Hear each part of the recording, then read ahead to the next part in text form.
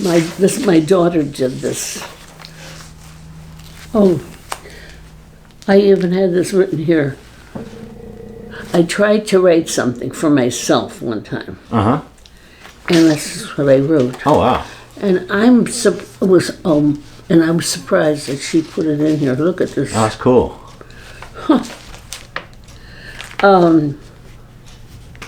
This was like the story of, I was supposed to write my story, sort of. And I just started off writing about that we were a musical family. So should I just sort of skim this? Because I had this written up. I didn't even know I had this in here. My daughter put all this in. She got tired of trying to copy, so she put in all the poems. This is poetry that I wrote. Look. Oh, wow. And there's another one. Where's it, that other pink one behind you? She gave me the two for Christmas that time. I don't know where I should start with you. I can't remember. Well, you had told me about the appendicitis. Aha! That's what my younger daughter said to me last night. I said, Jamie, I can't seem to remember. Where did I tell her? She says, Mom, I like the one about your appendicitis. All right. And, of course, this, when...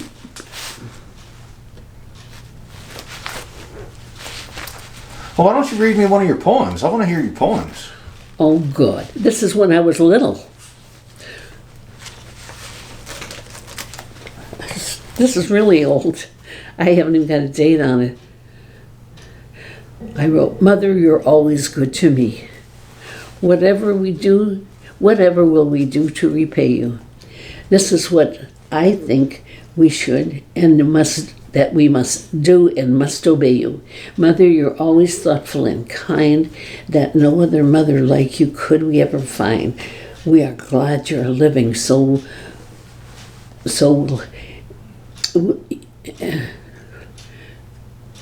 bear in mind, today, I don't know what, but forget that one anyway. I wrote it here, and she started to copy it, I think. Mother, you are only mine, you are my mother all the time. To greet you on Mother's Day is very simple for me to say, as everyone knows their part. This small gift I give with all my heart. And what I used to do is I used to babysit, and my sister would put it in a jar from cold cream that she kept, because I was 12.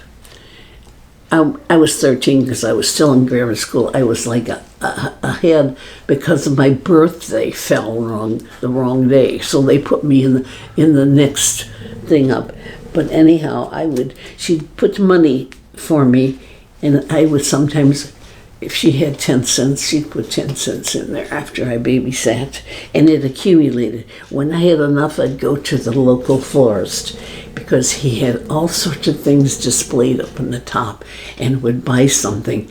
And do you know, some of those things that I bought and gave to my mother, I still see in my children's cabinets, because they were special to me. When I gave them, I kept them with me. Anyway, and this was Easter, 1935. Oh, wow. I was born in 1925, so I was 10 years old. Easter's a jolly day, bunnies on their way. They come from here and they go there. People walking, people talking about Easter, the jolly day. Don't you wish the bunnies would stay? That's the kind of stuff I would write. Hey, that sounds good to me. Oh dear. And then I went, this is old.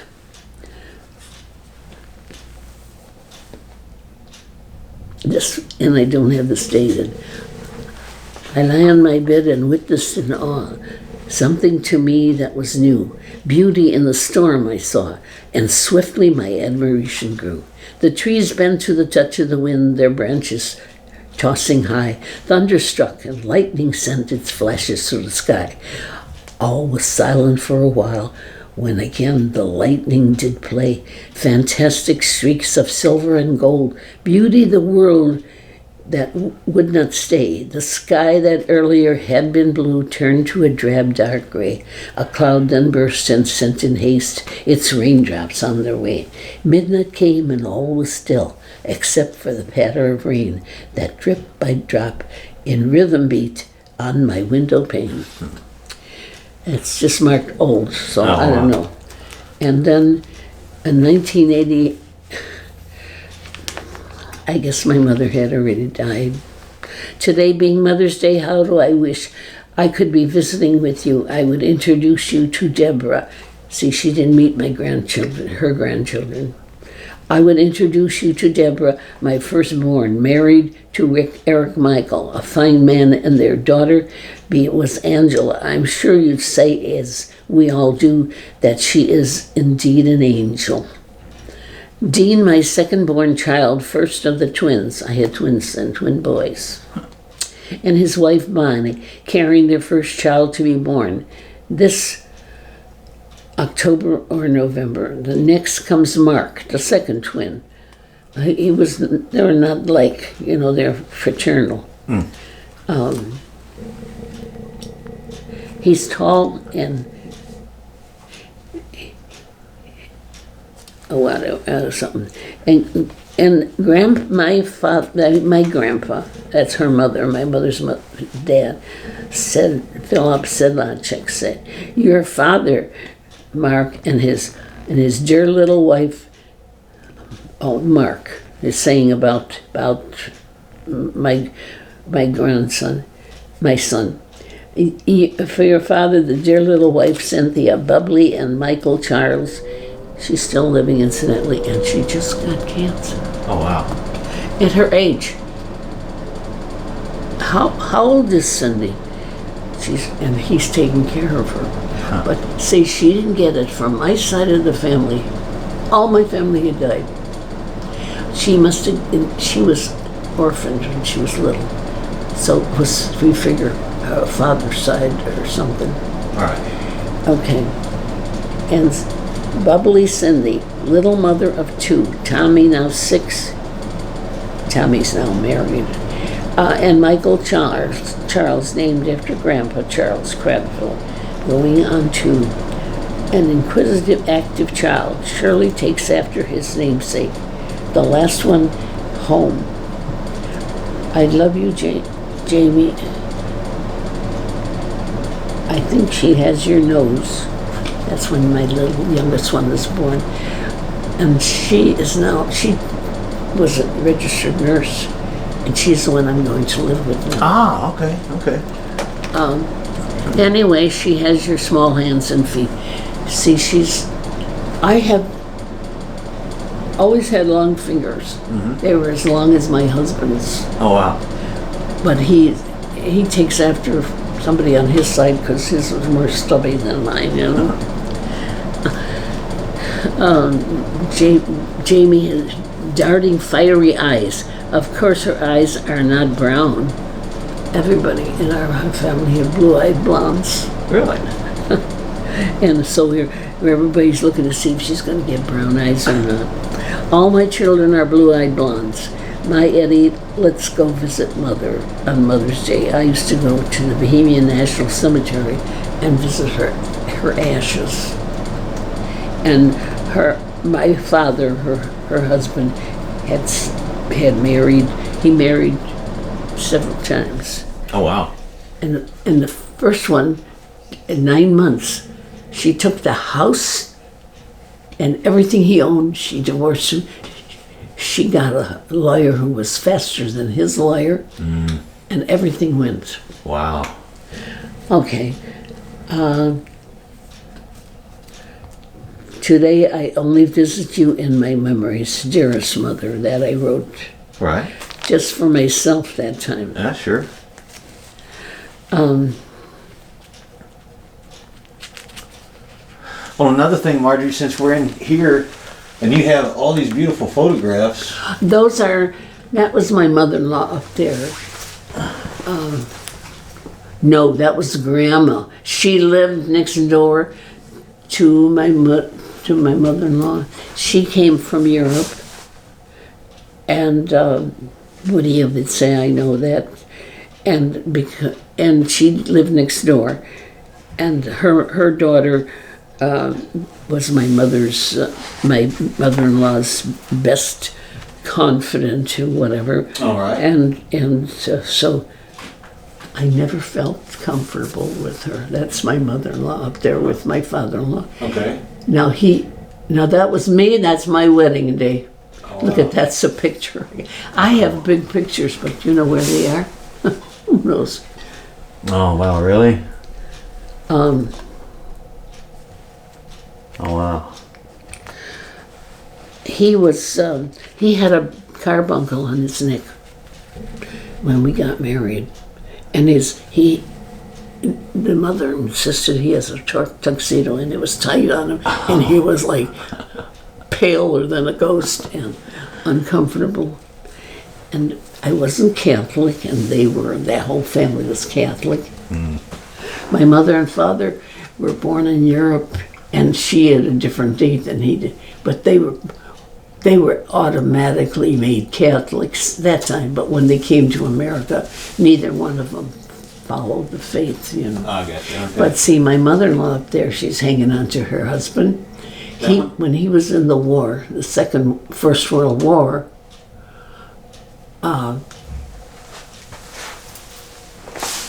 it wasn't him. I have somebody who cleans for me, but they don't do a good job. This man came from the war to visit her after, but her to-be husband died in the war. Oh, okay. And he promised his friend he would look after her. Oh, This is the wow. way they did it in those days. Right. And he came home and so because he came home, she married him. Right.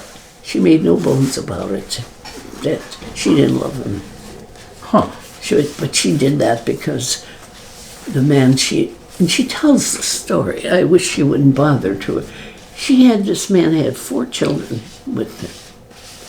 And she shouldn't have been telling this to her kids, I don't think. But Right. I mean, I picked up on that stuff, you know. Right. But he and I were just, he'd sit at the table when he was diabetic. And I objected to the way she was with him. And he knew I sympathized with him. She'd put everything on the table, you know, everything sweet, the Jell-O, and every meal had applesauce, something, whatever. We all had 2 dishes. She'd give him the same thing. And I really, I had been a nurse's aide, and I had watched everything people ate, and they would cringe, you know. And he'd always say, you know, I can't eat this, and so what? So he'd leave it there. And he'd always look up at me, and I understood, but I couldn't sympathize with him in front of her. But he knew. And when my husband went into service, he was gone almost 4 years. And when he went into service, my father-in-law, to-be, I hadn't been married yet, but I used to go visit her because my mother had died, and I figured, she's the only mother I have, right?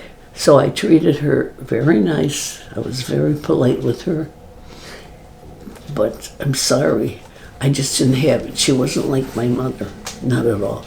And I didn't like the way she treated her husband, but I never said anything. But I felt it. And he was so good to me. He used to be a taxi cab driver one time in Chicago, so he knew all the streets and that. So this first time ever, he said yes, he would take me home when I was through visiting there, and he did that. And he was, we didn't say it, but we knew it. I cared for him more like, I just emphasized everything she ever said to him or about it. I would cringe inside when I heard it, because my mother was so so loving to my father all the time. It hurt me, you know. So anyway, he and I were like this until he died. And he died young, he had a stroke. But anyway, then I wrote, this is about my brother Charlie. He painted that's watercolor, if you believe it. Oh, wow. And when he died, my daughter, my son,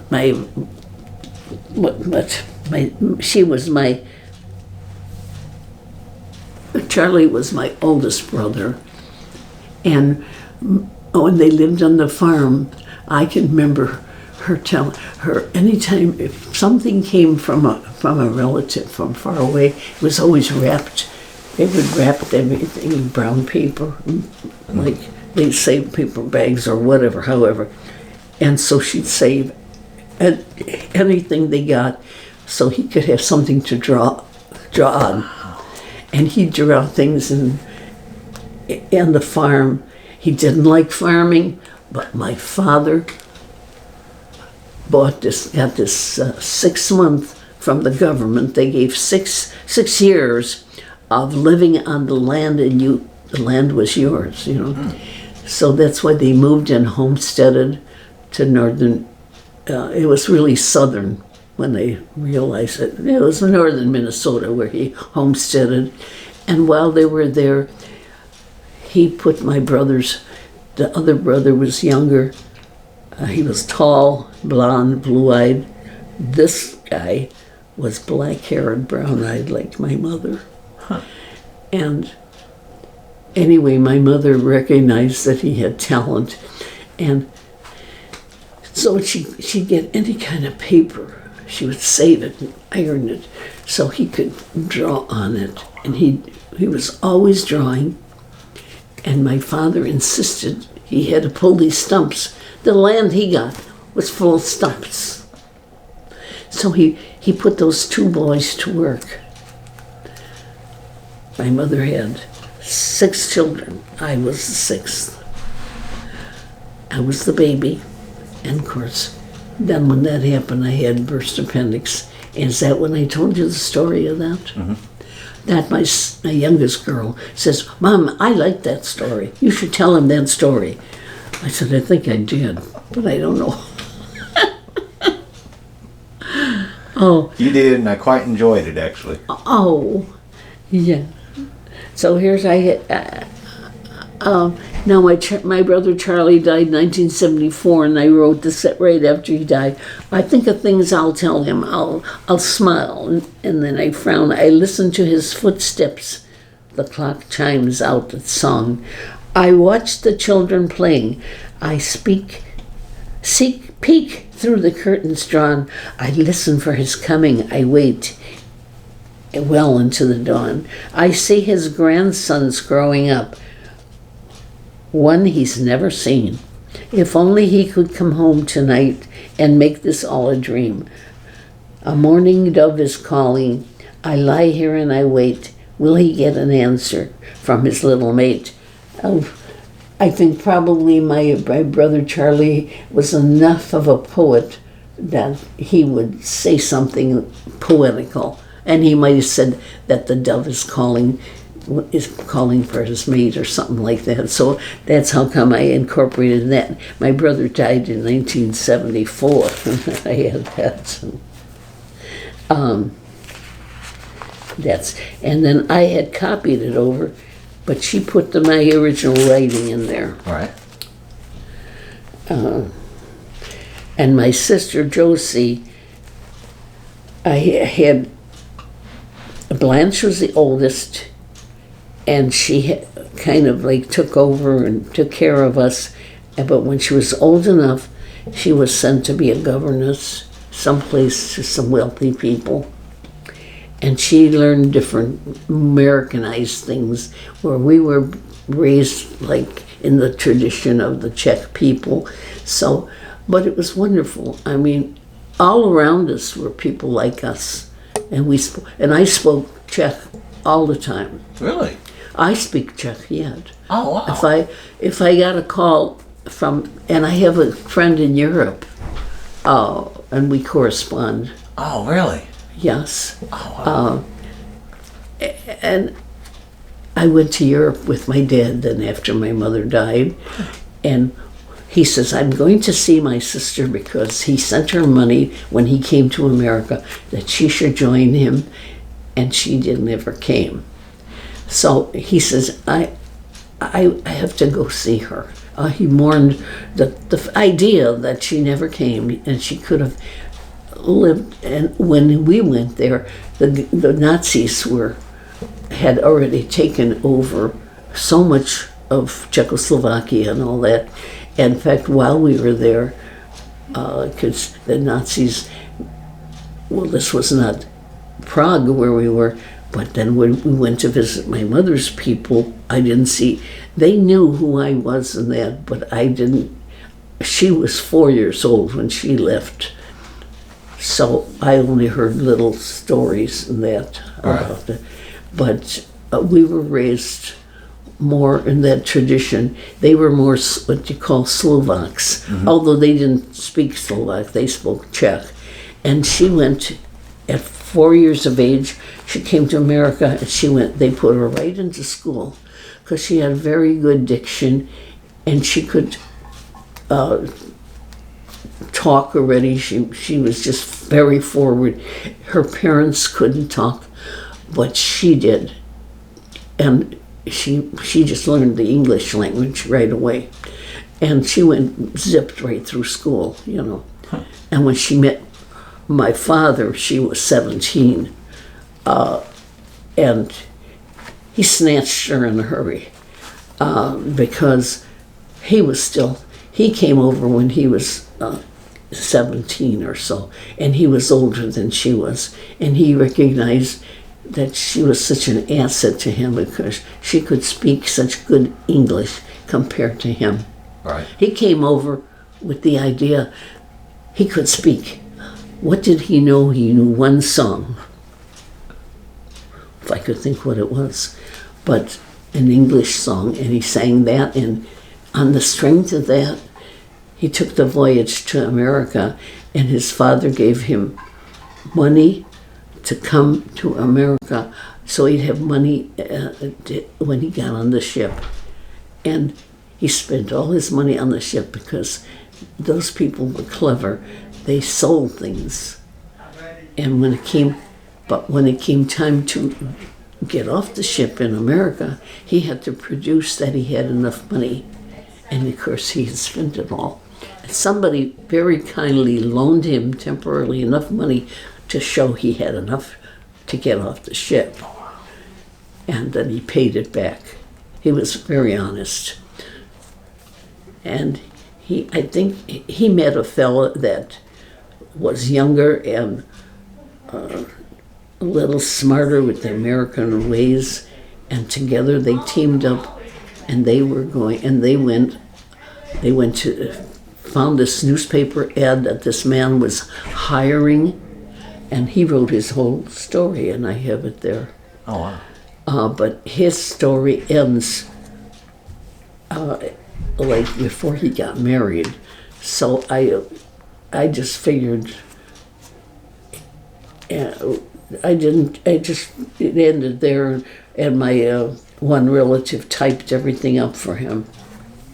But well, I was going to ask you, did you ever get an opportunity to go to Prague? Because yes. That's one of my dreams. Yes. I want to go to Prague. So he said, I'm going to go and visit my sister, and my sisters said to me, go with him. He didn't want to take me. I think his idea, and I could figure him out, he was looking for another wife. And he thought he's going to find one like his deceased wife. Come on, times change. And he didn't. He got there, and the women that he saw were, everybody had ration books. We had ration books too.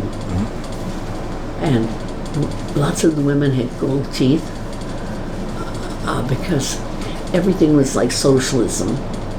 And if they ever went to the dentist, you had to wait maybe a month to get taken or something. They pulled the teeth, you know, and he really shuddered at that. My mother was had black hair with natural waves, and she was so smart. She read all the time. And politics, she knew politics. Even my husband, who she met when he was in high school, he came over and she engaged him to washing our porch, inner porch, upstairs, because she was renting the upstairs of our house. And he said, "Your mother's so smart." And she alerted him to what's going on in Europe.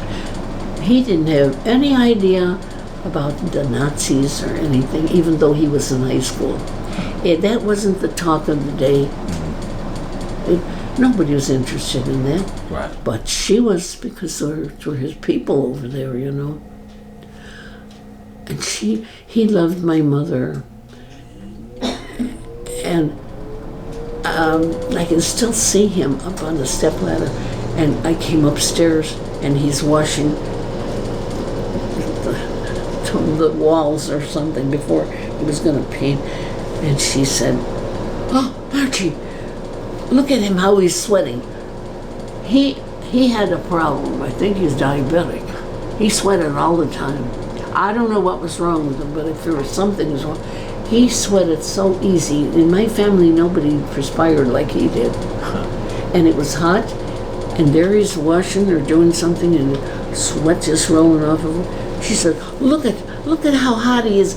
Make sure you go down there right now and bring up some cold to drink." And what she did was she saved off any canned goods that we had, canned peaches or something that she had made, and then she'd save the bottles and put water in them. And we didn't drink pop. And we always had some kind of a sweetened drink or something. So I had to bring up a big jar of cold water, and he said it was so good and felt so naturally. He's up there dying of heat. This was in Chicago. So he fell in love with my mother, but she died, and wouldn't you know, the day she died, he was going to Europe because he was drafted out of high school.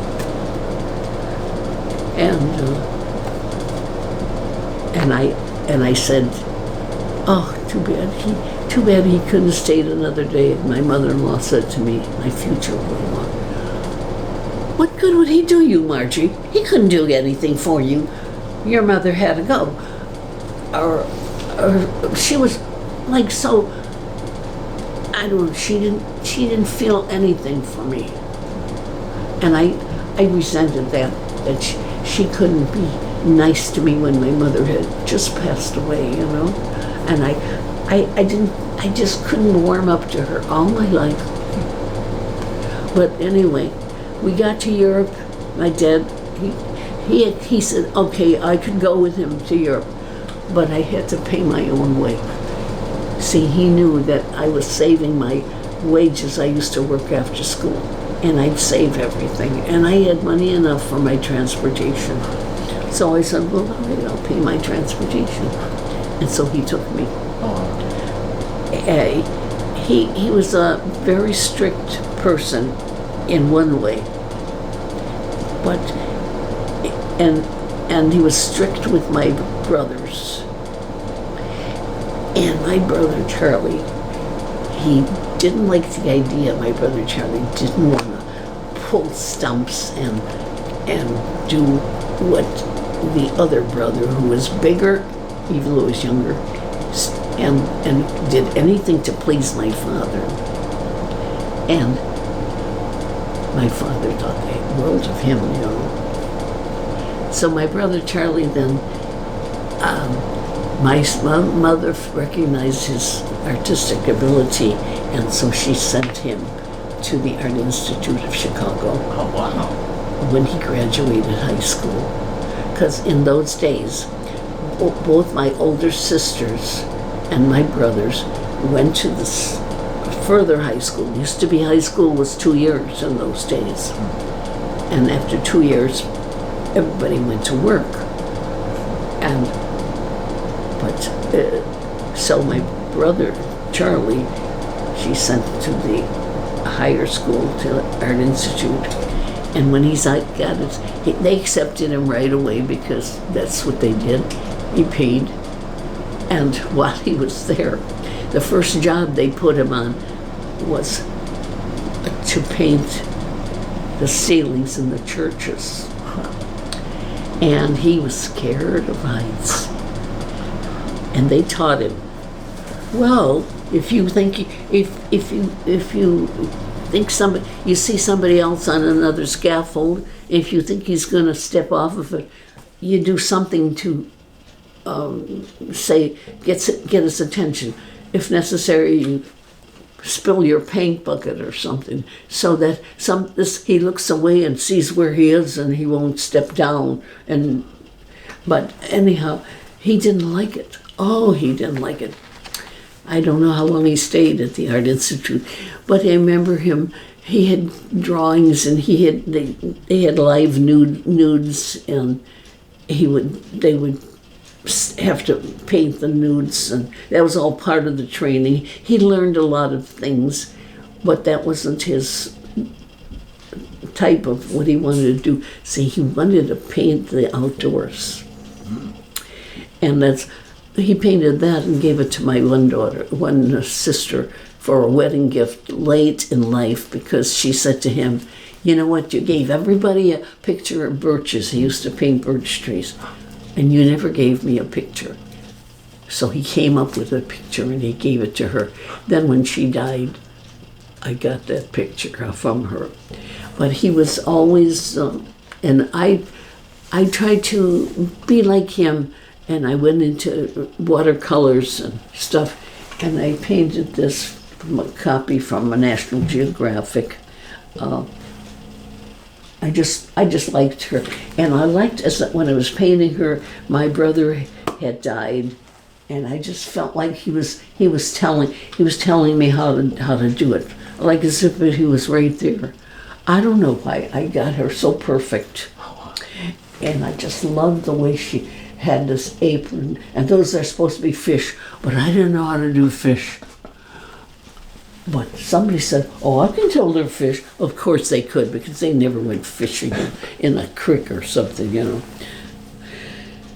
And so I kept painting, and my youngest son, the twins, he was the devil. My older son was tall, blonde, and he could play piano like crazy at 4.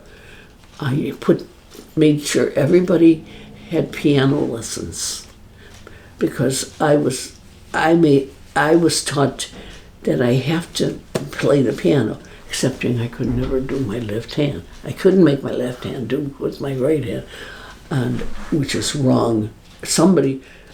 And only my oldest sister took the time to try and show me how, and so I loved her for that reason. But she moved when I was still little, and she used to feel sorry for me because I had such awful clothes when I went to school. Oh, I had hand-me-downs, you know. Even shoes. I never got a new pair of shoes. We couldn't afford anything. Just couldn't afford it. There was depression. Then somebody said to me, one of my sisters said, you know, everybody is like you are. They're feeling like you are too. But some of the children, if the father was a milkman, she had long white stockings, and pretty. She was the only child. But I come from a family, there were 6 of us, right. So you can imagine. Right.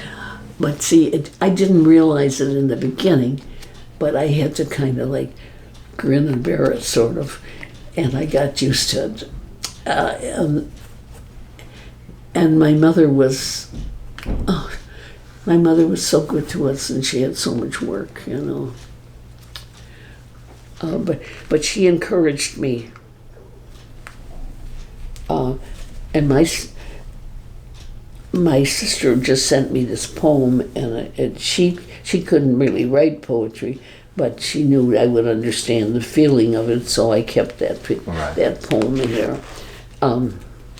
Then I went to visit in 1988. The summer I went to visit the farm. This was my father's business here, and and I went there. No white pickets. Not even gray. Most of the fences had rotted away. The trains no longer came to this little town where we lived. See, the station, in fact, seemed displaced. Was I dissatisfied, dismayed? My memories had tricked me to return. I looked for childhood friends. They're long gone. Like I with mine, they too have moved on. I walked the old homestead. I went to visit a friend of mine and she wasn't home. See, so I went with her mother, took me to where I had lived, and the shoulder-high grass, and I was tripping over fallen logs and washboard tracks. And then I pointed to where the bear had last slept. A lonely crow greets from high above. And is it that I'm worried? I listen for what? Echoes of the past in vain. I want to stay and continue the search, but here in this graveyard, not even the skeletons are whole. I don't know what the last line is. It doesn't matter. But anyway, my daughter went in the car, and this old farmer lady whose daughter wasn't home when I stopped to visit, she said, there's bears out there in the woods that I was traipsing in. I was looking for my old house. And so my daughter got scared, and she's hollered, "Mother," to come back. So I left, and I never went back again. And then I wanted to, after I got married, I wanted to show my husband where I had lived. And we set out, car full of kids. I had 4 children, and we got partway there, and we had an accident. We were supposed to stop us, and the other car we were supposed to both stop or something, I don't know. And we had a borrowed car because we had the local place loaned us a car because there were too many of us for a fit in my car. And I thought about it many times. He never got to see where I lived. But my husband was not like me. He was not sentimental, and he never went through anything that I went through. It wouldn't have fazed him anyway.